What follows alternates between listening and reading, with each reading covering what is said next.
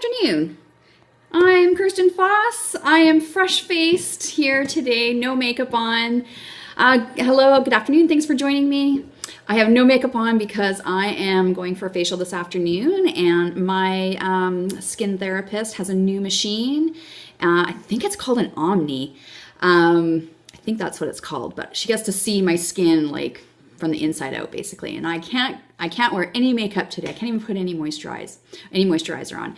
So you are seeing my face completely fresh-faced and naked today, and I'm willing to share that with you. So anyways, today I want to get back on track and talk about spa business. Thanks for the hearts, Rebecca. If you are a spa owner and a salon owner, if you've been watching me on Periscope for a while, I'm on here every weekday, Monday to Friday. And if you have friends that you are spa owners or salon owners, or even just small business owners, because hey, business is business is business. It's really kind of the same principles. But if you have a friend, you know somebody who's struggling with their business, swipe your screen across and press share, and it will send it out to the Twitter universe to share with everybody. I think you can also share on Facebook as well.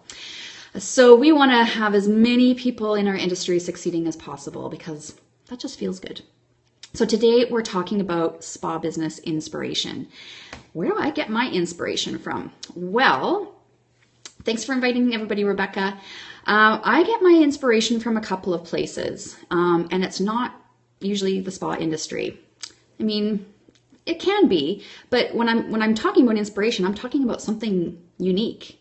I see a lot of posts in Facebook groups for salon and spa owners and estheticians, asking other spa owners, what are you doing for promotions? I need some ideas. And, you know, kind of what happens is that we keep kind of regurgitating the same stuff over and over again. So what if you want to do something more innovative and you just don't know where to go for that? The first place that I get my personal inspiration from is really from all of my experience working or volunteering. One of the things I realized very quickly in my business is that my experience in working in the spa and what made me successful was an accumulation of a lot of what I've learned in working for other people in completely different industries. So even though I've been doing aesthetics for 25 years, you know, I was still working from the time I was 15. I got my first job. And then I think I was working at Burger King as my first job. I worked at a video store. Now I'm really dating myself. And then I got into lifeguarding for quite a while. And then finally through college and through my aesthetics program, sorry, I got something in my eye. In my aesthetics program, I was waitressing at a restaurant in Vancouver called Earl's. And so what I realized when I was creating my own business is that I was taking a lot of what I had learned that had worked really well from all these other jobs and applied them to my spa business. For example, working at Earl's restaurant, they were a fantastic company when it came to their staff training. You had to pass a product knowledge course or a product knowledge test before they'd put you on the floor to take even one table, okay, other than just being a shadow and in training. So it was, you know, I had to know my stuff backwards and forwards. I had to know my ingredient decks. I had to know how to sell. I had to know how to read my table, to know how to kind of come across with my own personality. Those were all really key skills and information that I've applied to my spa business. Okay. You know, places that you've worked about company culture. If you've worked somewhere that's had a really crappy company culture, what you don't like about something is just as valuable for information as what you do like about something, okay? And oftentimes when we experience a situation that just really was not enjoyable at all, that usually sticks with us the most. And so that can often be a really great launching point for your own inspiration for your own business. So if you worked at a place where the company culture was just sick, that's probably going to be really important to you when you go out on your own. And you're probably going to want to learn a lot about how to create and nurture a positive company culture. Okay. You learn a lot about marketing. So back to my example about Earl's Restaurants. One of the examples that I took right out of their book as far as marketing is that they don't ever do any kind of specials, food specials. They didn't put anything on sale. They didn't discount their price at all. What they did do was they always had a monthly feature. And that word feature definitely changes how people look at things. You know, they're not necessarily looking for a deal. It's a feature. And it was always something that wasn't normally on their menu. So I took a page out of that, and for my own business, I created features, monthly features, things that were not on my menu, and offered those to my guests. They loved them. Okay, so that was a couple of points of, you know, where I get my business information, my business inspiration. Now, the other place that you can get inspiration is from just, you know, your own experience as being a consumer for other businesses. Rebecca, you worked at Disney World. Their company culture is something that stays with me today. Absolutely. I mean, their company culture is like infused into the material of what they are creating. It's just they've had a long time to get it right, but it's been very important for them to get it right. So they have absolutely nailed it. So as far as being, you know, out and about in your own daily life as a consumer, pay attention to what other businesses are doing. For example, here in Sydney, I was grocery shopping yesterday after work, getting taco stuff for dinner for yesterday. And I noticed that, you know, like everybody has their little name tag. But what they were doing is that they were just started a big promotion on some sort of vacation giveaway. And what was interesting is that they tied that into a more personal connection, a way to personally connect with their staff. And underneath their little name tag, there was like a little drop down tag that was attached to the bag. And it said something like, my dream destination is blank. And they had to write in with a little Sharpie where their dream destination was. And he had put, where was it? I can't remember where Sydney, Australia.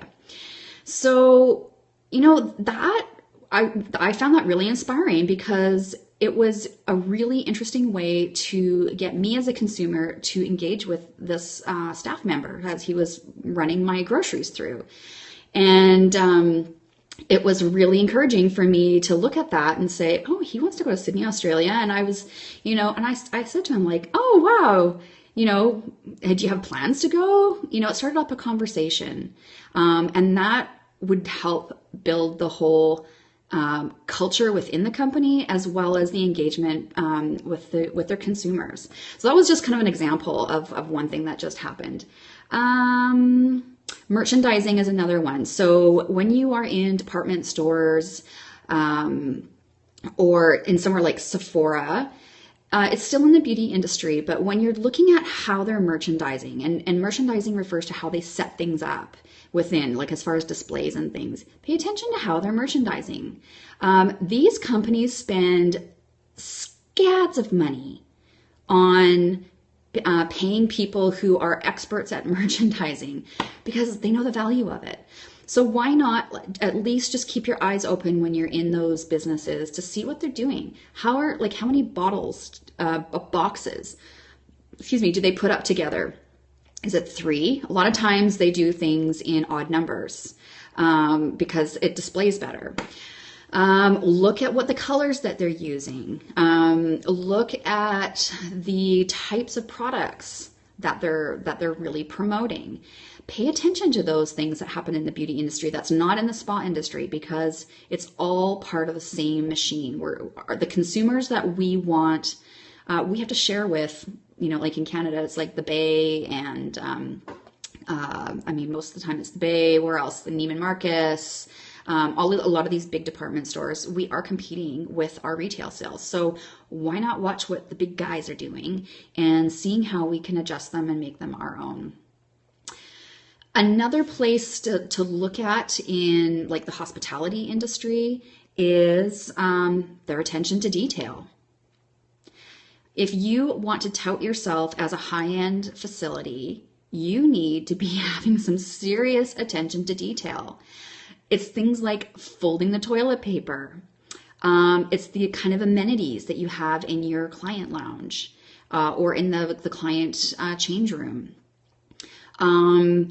It's, not just having water with lemon in it. Maybe it's that you get served a cappuccino. Pay attention to the hotels that you go into, or even just go into the lobby and check them out. See what kind of attention to detail it looks like. And maybe start adding a little bit here and there to your own business. So what I want you to do for a little bit of homework, just to get yourself kind of thinking about this kind of stuff, is to just really reflect on the kind of work that you've done before, the other jobs that you've done before, and think about what you learned about in those things. Like, what were the pros in there? What were the cons? What did you like about those jobs? And is there any information, is there any data that you can use in your business right now? And then the other piece of homework I want you to do is, as a consumer, start really paying attention to what other businesses are doing out there. Like, if you see something that's really cool, or like, oh, wow, that made me want to buy that, or even that made me want to read more. That is really, really valuable information. And you don't want to copy it, but you want to use it for your own inspiration. All right, so that's today's Periscope, where to find spa business and inspiration, which ends up becoming information, right? Thanks for joining me. I will be on Periscope tomorrow's Thursday, about 8:30 tomorrow morning Pacific time. And I think that's about it. That's a wrap. Okay, you guys have a great day. Bye.